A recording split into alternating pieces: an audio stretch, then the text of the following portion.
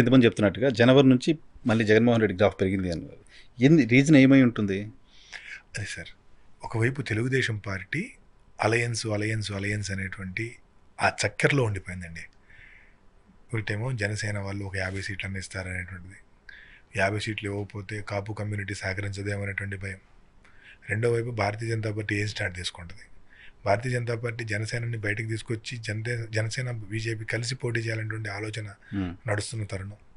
ఒకవైపు తెలుగుదేశం పార్టీ బీజేపీతో పొత్తు పెట్టుకోకపోతే బీజేపీ జనసేన చెడగొట్టిద్దేమో, బీజేపీ మనతో లేకపోతే ఎలక్షన్ హియరింగ్ మీద, ఎలక్షన్ మేనేజ్మెంట్ మీద దెబ్బ కొట్టిద్దేమో అని పూర్తిగా ఈ చక్కర్లు ఉండిపోయి చంద్రబాబు గారు పదే ఢిల్లీ వెళ్ళటం, బీజేపీ నేతలను కలవటము, ఇన్ని సీట్లు అన్ని సీట్లు. మీకు గుర్తున్నట్టయితే నామినేషన్ చివరి రోజు వరకు కూడా బీజేపీ వాళ్ళ సంబంధించినటువంటి అభ్యర్థిత్వాలు ఖరారు కాలేదు. ఈ పరిస్థితిలో తెలుగుదేశం పార్టీ కూటమి ఉంది. అంటే పొత్తులు, అభ్యర్థులు ఈ గోల్లో ఉంది. వైఎస్ఆర్ కాంగ్రెస్ పార్టీ అప్పటికే జనవరి నాటికే అభ్యర్థుల్ని పూర్తిగా అనౌన్స్ చేసేసుకొని, ఎక్కడో 5-6 మంది అభ్యర్థులు ఆపి అనౌన్స్ చేసేసుకొని, వాళ్ళకి సంబంధించినటువంటి ఆర్థికంగా వాళ్ళకి అవసరమైనటువంటి హంగు ఆర్భాటాలన్నీ కూడా ఏర్పాట్లు చేసేసుకొని నియోజకవర్గాల్లో పూర్తిగా ప్రచారం మీద దృష్టి పెట్టేశారు. 175లో 170, 160 నియోజకవర్గాల్లో అభ్యర్థులు డోర్ టు డోర్ తిరుగుతూ ఉన్నారు. నాయకుడు స్టార్ట్ చేశాడు సిద్ధం సభలని, సంసిద్ధం సభలని స్టార్ట్ చేశాడు. ఈ విధంగా వాళ్ళు పూర్తిగా ప్రజల్లోకి ఉన్నారు. ఇవి కాకుండా అదనంగా వాలంటీర్ వ్యవస్థ, గృహ సారథులు, గ్రామ సచివాలయాల వ్యవస్థ, ఇవన్నీ వాళ్ళకి అదనపు హంగులు.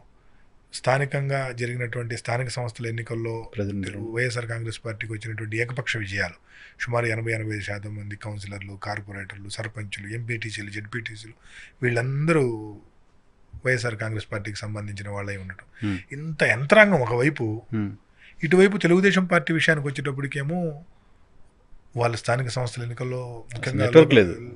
అంటే వాళ్ళు ఎంపీటీసీ, జెడ్పీటీసీ, సర్పంచ్ ఎన్నికలు వీటిలో పోటీ చేయలేదు. ఎంపీటీసీ, జెడ్పీటీసీ ఎన్నికల్లో బహిష్కరించారు. ఆ క్యాడర్ లేదు, వాలంటీర్ లాంటి వ్యవస్థ లేదు, గృహ సారథులు లాంటి వ్యవస్థ లేదు, గ్రామ సచివాలయాల లాంటి కాన్సెప్ట్ తీసుకొచ్చిన పార్టీ కాదు. ఒకవైపు పొత్తులు లేవు. ఈ పొత్తుల కారణంగా ఈ అభ్యర్థుల్లో అలజడి, ఇవన్నీ కలిసి వచ్చి డైనమిక్గా కనబడటము, ప్రజలందరూ కూడా వైఎస్ఆర్ కాంగ్రెస్ వైపు ఉన్నట్టుగా ఫీల్డ్లో ఒక వాతావరణం వచ్చింది సార్. ఈ వాతావరణం కారణంగానే వైఎస్ఆర్ కాంగ్రెస్ పార్టీ గెలుస్తుంది అనేటువంటి అభిప్రాయానికి మాలాంటి వాళ్ళు కూడా లోను కావడం జరిగింది.